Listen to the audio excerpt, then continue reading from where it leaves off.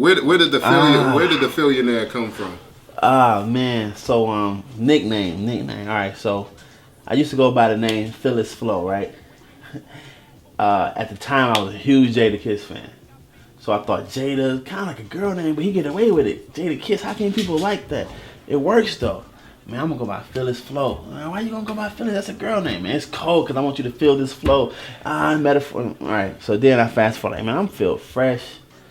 It's kind of short. I want millions one day. I'm like, man, Fillions. Oh, the Fillionaire. It just clicked. It just clicked, man. And it stuck. It stuck. Actually, yeah, it just stuck. It's been a few years, and I stuck with it.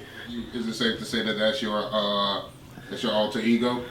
Yeah, man, because the Fillionaire need to be a little cashy. He need to be straight. You know, Philip just like a hardworking dude, man. Artist, mentor. Feel fresh, then you come with the fashion and the rapping. But when you throw the Fillionaire, that's that's an all around. You know, you don't want to stunt, but just want to make sure you look good, feel good. Things are together. Things are together. Where did it all start for you? Where did it begin? So as a child, every kid colors. You colored, Delon colored, and you brought home. Say, hey, mom, look at this drawing. She frame it, or she hang it up on the refrigerator. Yeah. And some of us stop coloring. You find your own. You get into music. You get into acting. But I never stopped. I've always colored, draw, paint. So even now at 30 years old, I still love using crayons. And most adults say, why are you using crayons? That's for kids. Well, that's where it started for me. So I still enjoy coloring with crayons. Give me some Crayolas and it's on. I can make it look like a painting, you know. My earliest drawing go back to 92. I was 10. And I'm sure she kept some over the years before that, just maybe lost them along the way. Yeah. But yeah, I got a 10-year-old painting. I got a 20-year-old piece that's in the house somewhere together. So how did you know? Was it in middle school? Was it in high school? When did you know you're like, oh, this is it? Like, this is it. This is what I want to do forever. Like, when did that come about? Yesterday. I'm serious. Like every day I wake up, it's just I was joking, but every day I wake up like I'm happy doing this. Maybe high school. I just realized I have to do something art related. Yeah. Maybe not be an artist, or maybe not be what some people may think of as an artist, in galleries and museums, but just something creative every day. Y'all trying to go outside? Yeah, we can roll. Let's go outside. Let's show the city. This was done last summer. Yeah. And I realized after this one, this is the house that made me realize I'm not a graffiti artist. I bought a spray paint can. Yeah. And I was like, you know what? I'm going to put it up fast in the middle of the night. And I was like, you know what? I don't know the can. I know a paintbrush. Yeah. So after a couple houses, I realized, you know what? I got to do a painting style. So that's when I did the one up the street where it's all acrylic painting, smiling faces. What's the significance of this? What is this exactly? So around the neighborhood, about 15 homes, I put up smiling faces on some of the abandoned homes. Yeah. And even though the smiling face is my thing, it was just kind of telling the neighborhood, like, you know what? Things are changing. Not all for the good, some for the bad, but we can still smile. Mm-hmm. It's still good life and good fun people around us. So from what I found out through some of my neighbors, it's kind of cool to see a smiley face when you're walking up the street. They gave me high fives. Right. I got a shirt that had a smiley face on it as well. Yeah. And so, wait, that shirt, hey, that's around the corner. Yeah. Yeah, that's me, man. I do the smiley faces around the neighborhood. Mm-hmm. I'm like, yo, man, that's all right, man. I ain't really into art, but that's cool, bro. Keep it up. Yeah. That's all I need to hear. You just need to. Actually, one person can make a difference. If one person say, you know what, that kind of made me smile today. That's all I need to do. Affect that one person, and I'm good. And we got Miss Hall over here on the porch. You can't see her from here, but that's a new neighbor, maybe over the last year or so. Yeah. And there's a stop sign in front of her house. Well, I painted that stop sign a year ago that said "Never Stop Smiling." I put "Never" at the top and smiling at the bottom, and a smiley face over the O. Yeah. And people was hopping out the car, taking pictures. It was like the talk of the little neighborhood for a second. Yeah. And then the city came and took it down. Oh, come on. Man. So she said, "Hey, what's your name?" I said, "I'm Philip." She said, "I'm Miss Hall." I said, "I'm all right, Miss Hall." She said, "You should do that again around here." I said, "You think people want to see a smiley face?" And she's like, "Yeah." I said, "Okay." Kind of opened up the other opportunities. Yeah. Like, I'm just gonna, put it up. Inspired by the Heidelberg project, I was like, you know what? This is my neighborhood, and I know this neighborhood, so I might want to put some smiles up. Right. And that's how I started. Like, who's in the iPod? Oh, man. How can I put it?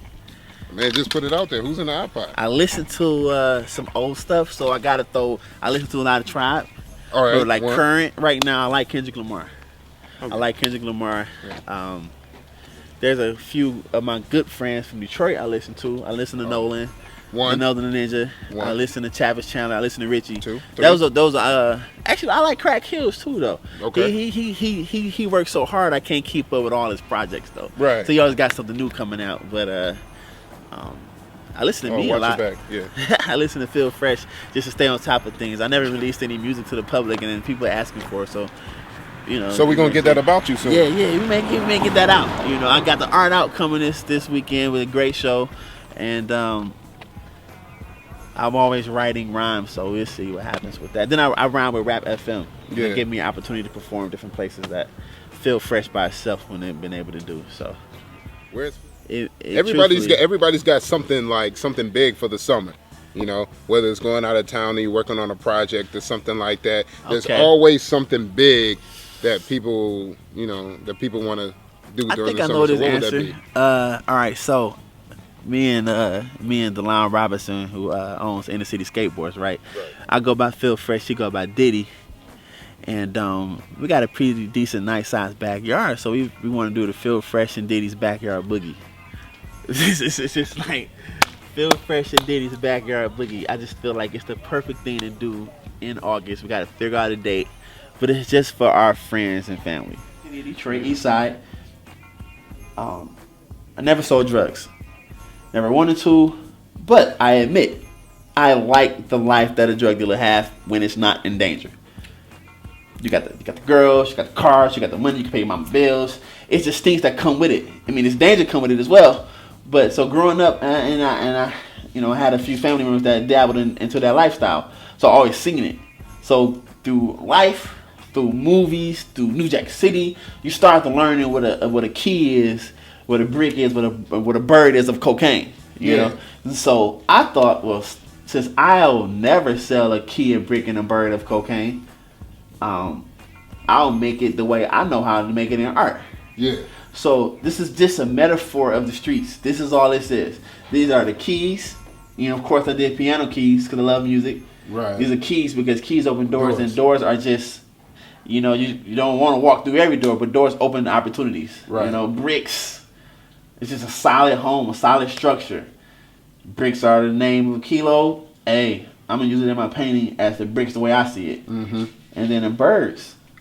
Another nickname, but I like birds because they're beautiful, they free, they fly, and this was my interpretation of some of the things I see growing up, some of the movies that I even like, but I would never jump into that life. This is my way of selling keys, bricks, and birds.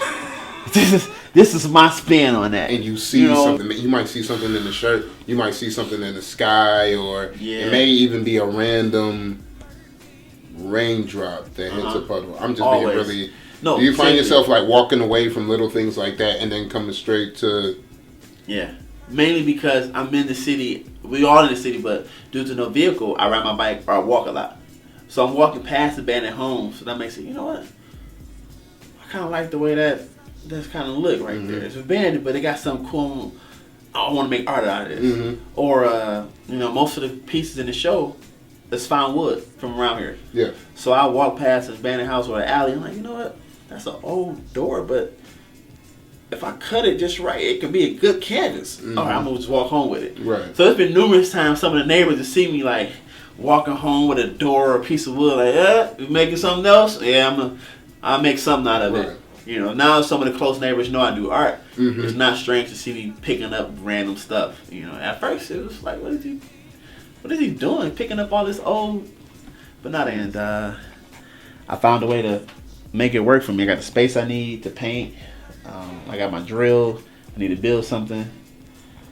Yeah, I just come here when I need to get quiet, or I turn music on. So you know. Yeah, I was gonna say that brings me on to my next point. Take me through your creative process. Are there certain rituals or things that you do beforehand, or do you like to just get straight into it? Okay. You know, I would have never thought I would be like kind of OCD, but before I start painting, things need to be neat. It's kind of weird. Like I need to set up my paint structure. I need to make sure my water bottle on the left hand side, and then I got my brushes. But it's no routine, man. It's just I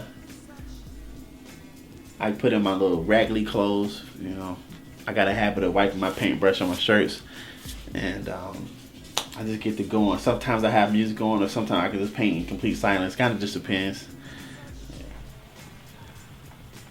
Freshman clothing. When are we getting that back? When are we getting that back? Oh man, so I'm happy you asked that question. The store closed in November 2011, and it's almost 2013 November, so it's about to be 2 years since I haven't had any merchandise. Yeah. And I'm happy to say over the last year and a half, I redeveloped the whole brand. As far as the structure, the fabric I want, the way I want the clothes to fit on you, and just coming really real soon, possibly this fall. Phil Simpson. Yeah. Where is he 10, 15 years from now? Where's Phil Simpson? Ooh. Alright, so I'll be a happy RC 40-year-old. Yeah, I'll be 40 in 10, so yeah. I'll be designing clothes. I should have a couple stores by then. And I should be a huge impact on some of the creative minds in the city. That's what I believe.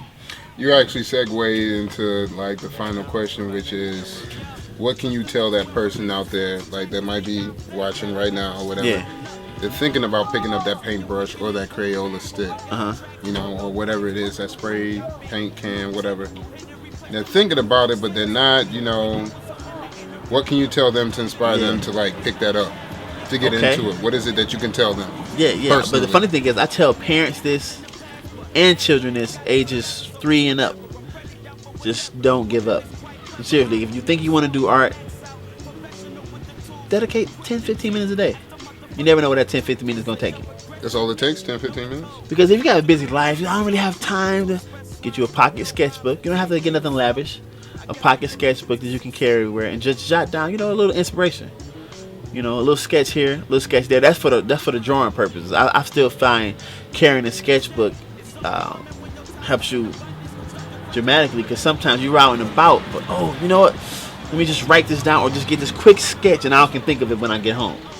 A musician, if you pick up that instrument, and some instruments you may switch up. Yeah. I know a few friends that they play drums first, but now they are great saxophonists. We just keep going. It's important to me that you follow your heart and do what you love to do. It's not always the easy path. No.